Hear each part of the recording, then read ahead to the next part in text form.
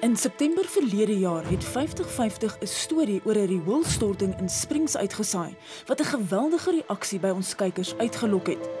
Ons is van reg oor die land met e-posse en oproepe oorval en daar is sonder uitsondering gevra dat 50-50 na dorpe se rioolprobleme moet kom kyk.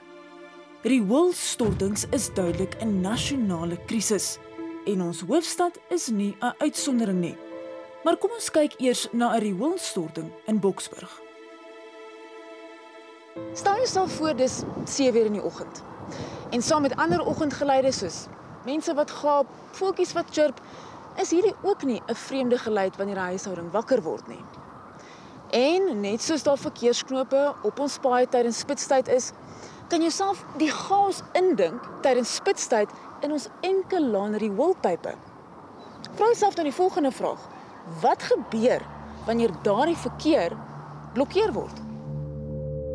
Mac van Rooyen het ons gekontak oor dooie visse in die Elsburgdam, waar mense gereeld vis vang. In 'n distansie van 20 meter. Meer as 20 visse. Die oorsaak was 'n blokkade wat 'n pyp laat bars het. Van die pyp daarbo af het die riool daar gelek, afgespoel teen die skynste, tot daar waar hy voels is, af, tot binne in die vlei, allangs in hierdie stroom af, onder die brug, onder die pad, binne in die dammen. Dit waarom al hierdie vis gevrek het. En ons moet daarmee saamlewe. Nou, dit vat gemiddeld 3 ure vir ons riool om van ons huise af na die rioolwerke toe te beweeg. Ons spitsverkeer op ons paaie so tussen 7:00 en 8:00, spitsverkeer in die pyplyne tussen 11 en 12:00. En dit is die tyd waar daar die grootste kans is vir 'n pyp om te bars. By die rioolwerke word hierdie water dan behandel en so word dit dan weer in bruikbare water verander. Die pyp is intussen herstel en die Ekurhuleni Metro het Raad Genrix gekry om die dam skoon te maak. Raad is 'n spesialis in bioremediasie. Die behandeling wat hy gebruik om die water skoon te maak, bestaan uit poeier en tablette in 'n ekovriendelike omhulsel wat saam in die besoedelde water gegooi word. Dit stel bakterieë en suurstof vry. En dit gaan tot onder in die dam, waar hy begin stadig maar seker ingaan in die sluik in, waar hy sy suurstof ook uitlaat en saam met die bakterieë wat hy uitlos. Binne 24 uur verdwyn die stank en binne 4 weke kan mens verwag om resultate te sien. Dit sal tussen 6 weke en 3 maande neem om die dam heeltemal skoon te kry. Is hierdie dieselfde skokbehandeling as wat mense in mense swembad sal gebruik? Nee, wat hierdie eintlik doen is om die rehabilitasie van die fosfaatsikkel in die dam om op te doen. Daarvoor moet hy kos hê om voort te gaan. 'n Swembad se klorien wat inkom is dieselfde as jou drinkwater. So dis jou tweede stelsel. Dis is om totaal alles bakterieë alles dood te maak. Dit het Ekurhuleni sowat R90.000 gekos om die Elsburgdam skoon te maak. Nou, dis 'n druppel in die emmer in vergelyking met die miljarde wat die Tshwane Metro gaan uithaal om hulle rioolprobleme op te los. Die Apiesrivier is al so deur rioolslyk besoedel dat dit lankal nie meer geskik vir menslike gebruik is nie. Selfs die grondwater toon hoë nitraatvlakke. Die Rooiwal Waterwerke is daarvoor verantwoordelik. Dit maak sin dat rioolwerke naby aan waterweë gebou is. En die rede daarvoor is dat wanneer die water weer behandel en skoongemaak word, dit teruggesit kan word in die stelsel. En as gebeurlikheidsplan kan enige oorloop dan in 'n krisissituasie in die waterweg afgevoer word. Maar dit moet die uitsondering eerder as die reël wees, wat dit klaarblyklik nie by die Apiesrivier is nie. Boere stroom af van Rooiwal sê hulle kla al die laaste 7 jaar oor die watergehalte van die rivier. Hierdie amateur video en kommentaar is verlede Junie deur 'n inwoner van die gebied opgeneem. En hier kan nou gesien word die effek wat Rooiwal het op hierdie lieflike Apiesrivier van ons. Hier kan gesien word hoe hierdie sludge net eenvoudig toegelaat word om binne in die rivier in te loop. Andrei Potgieter boer op die walle van die Apiesrivier. Hy het die afgelope tyd verskeie video-opnames van die probleem gemaak, insluitende Tshwane se pogings om die probleem hok te slaan. Hier betrap hy 'n munisipale werker wat na bewering rioolsluk in die veld stort. Why are you dumping the stuff here in the field? Die departement van waterwese is bewus van die probleem. Tog is die boere steeds verplig om permitte vir die vrot besproeiingswater te hê. Die permithouer is ook vir die instandhouding van sy gedeelte van die rivier verantwoordelik, hoewel hy nie beheer het oor wat stroomop in die water beland nie. Dis vrot. Dit is, ek bedoel, geen mens kan met hierdie goeters kan 'n mens lewe nie. Daar kan mens sien al die vliee en al die muggies in die goed wat broei teen die kante by dit. Ek bedoel, in hierdie goeters moet ons nou gebruik as water om op ons lande te spuit. Is hierdie water? Dis nie water nie. Die reuk is genoeg om mense af te sit. Daar's nie 'n ander woord om dit te beskryf nie as absoluut vrot. Hoe sal jy voel as hierdie rou riool deur jou eiendom vloei? Koet Snyman is die direkteur afvalwaterbehandeling by die Tshwane Metro. Koet, wanneer is die munisipaliteit vir die eerste keer in kennis gestel van die rioolstortings in die Apiesrivier? Wanneer ons was begin verlede jaar, het ons geweet alself dat die slyk word oorgedra.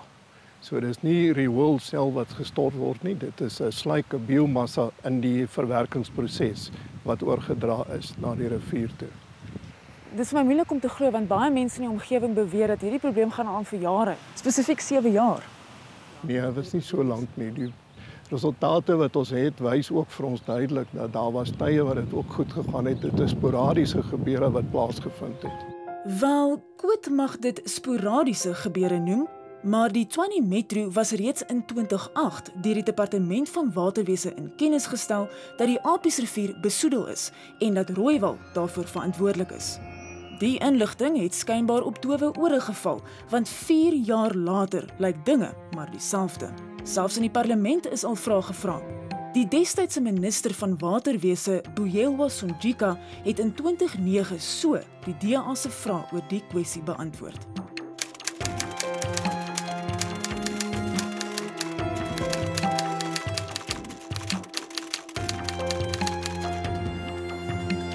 Toetse wat die WNR dieselfde jaar vir 'n Pretoria se koerant gedoen het ook bevind dat die Apiesrivier se water nie langer vir menslike gebruik geskik is nie. Die verslag het gewaarsku dat mense wie se immuunstelsel onderdruk is, siek kan word of selfs kan sterf as hulle van die water drink. Daar was later ook 'n direktief van waterwese aan die metro, maar dit het ook nie die gewenste reaksie gehad nie. André boer met Arabierperde en hy glo die rioolwater huisves die muggies en vliee wat perdesiekte versprei. Ek het die laaste 3 jaar 8 Arabierperde verloor weens perdesiekte omdat die muggies van die perdesiekte broei in die riool aan die kant van die rivier. Hierdie melkkoeie kon 7 jaar gelede veilig hier water drink, maar elke poeltjie is nou met riool besoedel. Die mensgemaakte ramp het die meeste van die boere in die omgewing geruïneer. Vir 'n begin my pompe wat toesluk, my pype wat toesluk. Ek kry nie gepomp nie, ek kry nie besproei nie. Ek moet mense fisies aanstel om my pompe skoon te hou deur die nag. Ek het 3 totale oeste verloor. In so 'n mate dat ek regtig jy kan nie as jy oes verloor het sê jy kan nog aangaan nie. My dam van 1.8 hektaar is totaal 100% met riool toegesluk.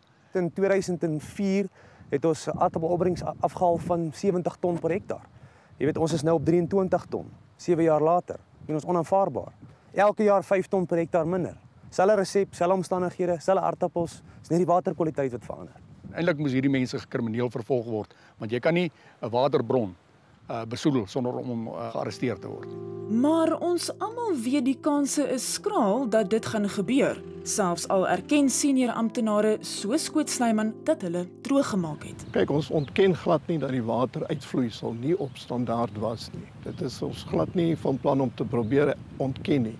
Die hoofpunt is net dat dit is die hele projek word gestuur deur die beskikbaarheid van fondse en wat ons dan daarvolgens kan doen. In terme van geld betaal die belastingbetaler van Tshwane 96 miljoen rand elke maand vir dienste van riolering. Wat aangewend moet word om hierdie infrastruktuur natuurlik in stand te hou. Maar wat gebeur het is daai fondse is net nie aangewend vir die regte doeleindes nie. Maar 'n hele 1,4 miljard rand is nou uiteindelik begroot om die probleem aan te spreek. Die vraag is, wie gaan moet opdok? Wel, die belastingbetaler in Tshwane. Die geld sal oor 'n aantal jare bestee word en Rooiwal het reeds tegniese deskundiges aangestel. Die groot projek is waar ons addisionele kapasiteit voorsien en dit is 'n addisionele 80 megaliter 'n dag aanleg wat dan beplan word, maar ons het ook gekyk na die toekomstige uitbreiding van die aanleg.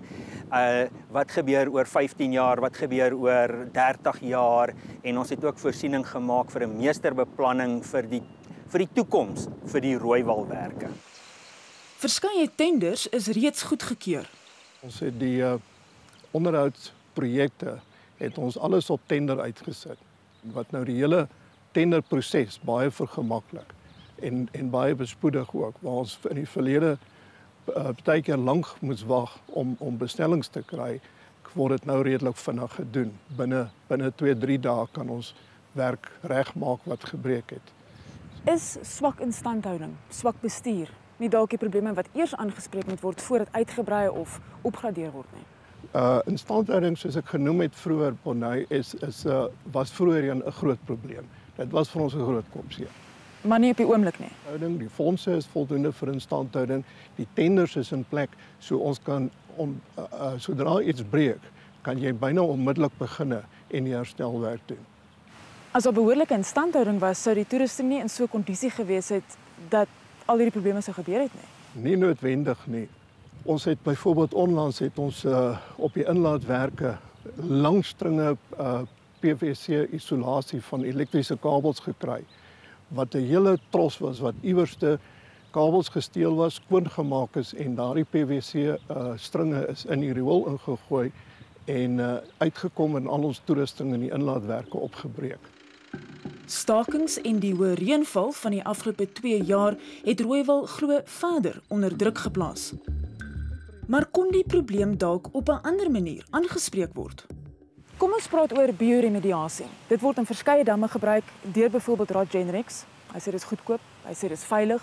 Hoekom word dit nie hier geïmplementeer nie? Die prys van die chemikalieë, die prys van die produk is baie hoog. En as ons 'n werke soos hierdie moet gaan neem en hom van voor tot agter bioremediasie toepas, dan praat ons van 'n paar miljoen rand elke dag wat ons in elk geval ook nie kan bekostig nie. Boere wat stroom afbly van die Apiesrivier gebruik hierdie water vir besproeiing. Wat moet hulle nou doen? Bonnie, die water soos ons sê op hierdie stadium uit die rivier uit is heeltemal geskik vir daardie doel ook. So jy sê dat daardie water 100% geskik is vir besproeiing? Die water soos dit op die oomblik uitgaan is heeltemal geskik vir besproeiing. Ons as mens, ons as individue word nie toegelaat om van ons menslike ontlasting in byvoorbeeld damme en riviere ontslae te raak nie. Maar julle, as die munisipaliteit doen dit. Bonnie, ek sal nie die vraag so stel wat jy daar stel nie, want dit is 'n kwessie van jy het sekere infrastruktuur wat geskep is en daarmee moet jy dit kry, want onthou dit is 'n kontinuerlike proses. Die oomblik as ons byvoorbeeld op van hierdie werke 'n kragonderbreking kry, soos wat gebeur het onlangs met Eskom, dan staan alles. So is Eskom moet ons Eskom blameer? Nee, is nie nodig om vir Eskom te blameer nie. Dit is alles faktore wat 'n rol speel.